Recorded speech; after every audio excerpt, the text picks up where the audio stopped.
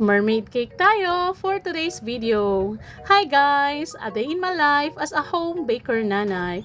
For today's video guys, syempre mag-share ulit ako sa inyo ng gawa kong cake na mermaid cake. For today's video guys, ang cake na ito ay ako lang po ang gumawa. Ganon. Walang sample si client po at ako na lang po ang nag-decide ng magiging design ng cake. At ako na rin po ang nag-mix ng kulay ng mga cake, ng icing ng cake na ito. At alam nyo ba guys, pag mga ganito na walang design, walang sample na sinend sa akin si client, either naghahanap ako ng inspo ko sa Pinterest or ini-imagine ko yung magiging look ng cake pag ganito yung kulay yung mga nilagay ko. At syempre, alam naman natin na common talaga na design ay na kulay ng icing ng Little Mermaid ay ang purple, ang tail green at ang pink. Kaya yun din yung mga kulay na ginawa ko. Then, nag-scrape na lang din ako dyan at gumawa ako ng mga waves sa cake para naman parang may effect naman yung dagat-dagat. O, diba guys? Parang ganun lang siya. At may kasamang 2 dozen cupcake yung cake natin today. At alam nyo ba guys, yung cake natin today ay paluwagan release ko siya guys. Ang size ng cake natin ay 6x4 sa top at 8x4 naman yung sa baba niya. At may 2 dozen na 2 ounce cupcake siya. At may 1 tube ice cream din siyang kasama. O diba, na talaga guys, kumbaga, pang dessert na talaga sa birthday.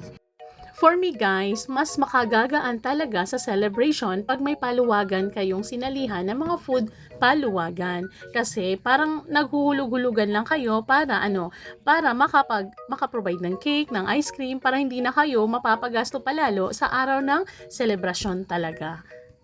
At balik tayo dito sa cake ko guys. O, tingnan nyo, diba? Maganda yung kulay na minix ko sa kanya.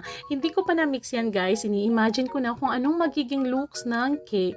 Kailangan kasi pag mga cake artist ka, talagang magaling ka rin mag-imagine ng design. Yung hindi mo pa ginagawa, pero parang nakikita mo na yung outcome niya. At dito nga guys, nag-print lang ako ng mga printable toppers at gumawa din ako ng mga shell doon sa aking Cricut machine at ginawan ko na rin ito ng customized name para mas lalo pang gumanda yung cake. Kasi guys, gustong-gusto ko talaga na ang outcome ng cake ko ay maganda talaga. Lahat ng cake ko gusto ko ganun yung outcome. Kaya ginagawa ko talaga yung best na makakaya ko guys na mapaganda lahat ng mga cake na ginagawa ko, lahat ng cake na ino-order nyo sa akin.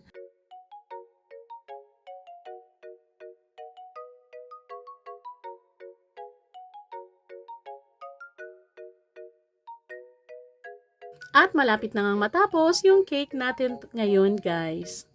At nilagyan ko po siya ng mga edible pearls at natapos na nga guys. At ito na yung final look ng cake natin. Guys, thank you for watching. Until my next, mag-iingat kayong palagi at God bless sa inyo. Laging magpipray. Bye!